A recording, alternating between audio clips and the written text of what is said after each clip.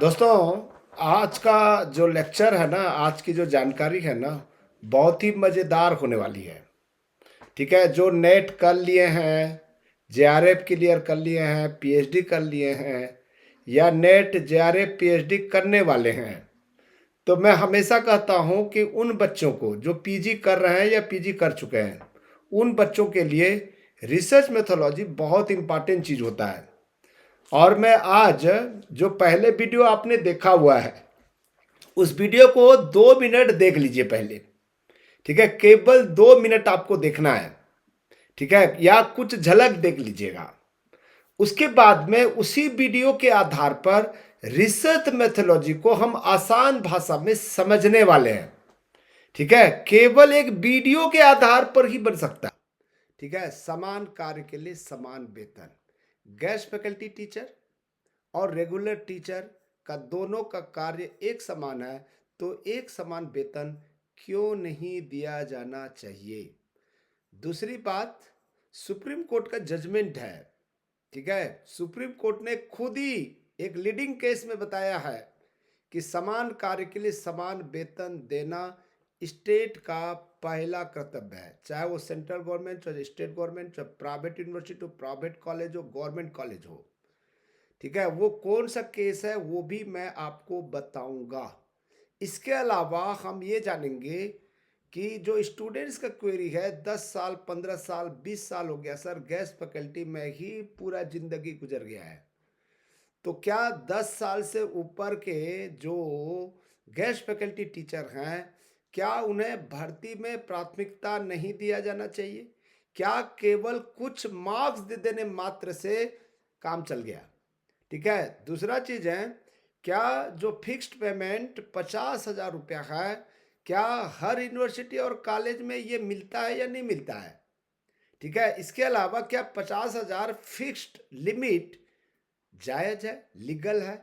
इन सब के बारे में हम आपको विस्तार से बताएंगे। अच्छा, आपने वीडियो को देखा, क्या समझ में आया कि सुप्रीम कोर्ट जो है उसके जो चीफ जस्टिस हैं, एक केस में, ठीक है, जो गेस्ट फैकल्टी टीचर होते हैं और जो रेगुलर फैकल्टी टीचर हैं, दोनों के समान कार्य के लिए समान वेतन नहीं दिया जाता है, नहीं दिया जा सकता। सुप्रीम कोर्ट ने ऐसा कहा। ठीक है दोस्तों, इसी को आधार मान के हमको एक रिसर्च सिनॉप्सिस बनाना है, एक रिसर्च प्रपोजल बनाना है, ये रिसर्च एक प्रोजेक्ट बनाना है, केवल समझने के आधार पर। चलिए, यहाँ पर हम जो है आपको बताते हैं। ये कोई मेरा वीडियो बनाने का कोई मुख्य उद्देश्य नहीं है, बल्कि एजुकेशनल, आपको समझाने के लिए ये वीडियो को बनाया हूँ। ठीक है, यानी कि एक संवैधानिक आधार है कि समान कार्य करता है समान वेतन।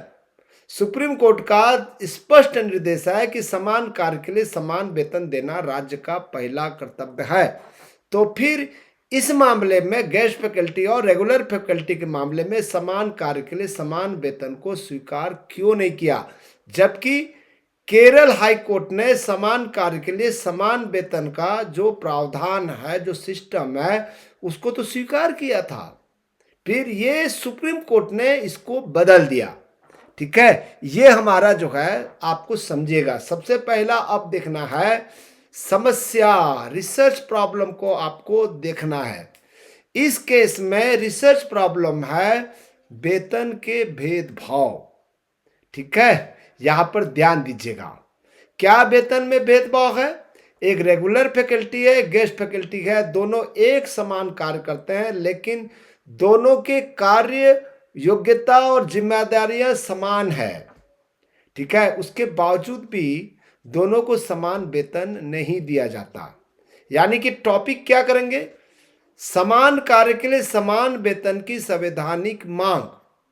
संवैधानिक मांग ये टॉपिक रहेगा, समान कार्य के लिए समान वेतन की संवैधानिक मांग। समस्या क्या होगा? जब एक कार्य, योग्यता और जिम्मेदारियां एक समान है, तो वेतन में भारी अंतर क्यों? ये प्रश्न है ना, भारी अंतर क्यों? इस प्रश्न का उत्तर ढूंढना ही रिसर्च है। याद रखिएगा, किसी भी रिसर्च में रिसर्च प्रॉब्लम बेस्ड होता है। अब यहाँ पर सिनॉप्सिस जो बनेगा, ठीक है, यहाँ पर सिनॉप्सिस का जो हमारा जो एक स्टेटमेंट है, ठीक है, क्या 50,000 की मनमानी सीमा एक असिस्टेंट प्रोफेसर की मेहनत और 10 साल के अनुभव का सीधा अपमान है? ठीक है, तो ये हमारा जो है सिनॉप्सिस टॉपिक का जो है मुख्य बिंदु है। अब इसमें जो है ना, जो समस्या हमने देखा उसमें वेरिएबल्स देखना पड़ता है, उसमें हाइपोथेसिस देखना पड़ता है। स्वतंत्र चर है वर्क एंड ड्यूटी, ठीक है, कार्य और कर्तव्य, जो बदला नहीं जाता। समान काम है दोनों का समान कर्तव्य, ये नहीं बदल सकता। लेकिन आश्रित चर स्वतंत्र चर से आश्रित होता है, तो आश्रित चर जो है वेतन है।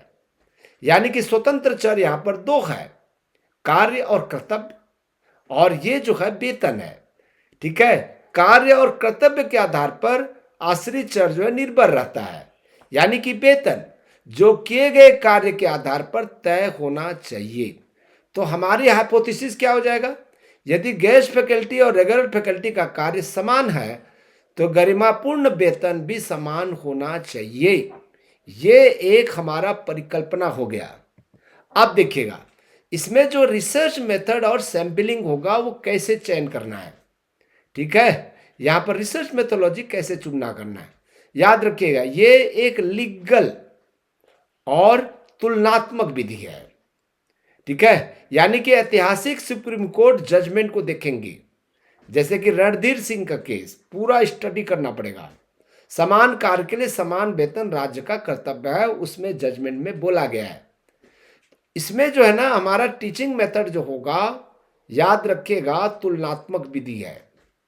ठीक है, इसमें जो सैंपलिंग होगा, ठीक है, परपेजू होगा।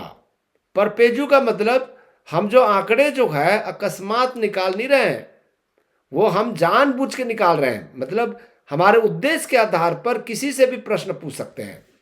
नमूना वे गेस्ट फैकल्टी जिनके पास 10 साल से ज्यादा वर्ष का अनुभव है, उन लोगों को लेना है। यह साबित करना कि 10 साल का अनुभव सिर्फ एक खाली पन्ना नहीं बल्कि जीवन है। ठीक है, तो ये जो उद्देश्य है, इसीलिए इसमें परपेजू सैंपलिंग लिया जाएगा। अब इसका डाटा विश्लेषण करेंगे, वर्तमान स्थिति क्या है। ठीक है, अधिकतम सीमा 50,000 है। ठीक है, और जमीनी हकीकत जो है 15,000 से 18,000 मिलता है। ठीक है, ये मनमाना है।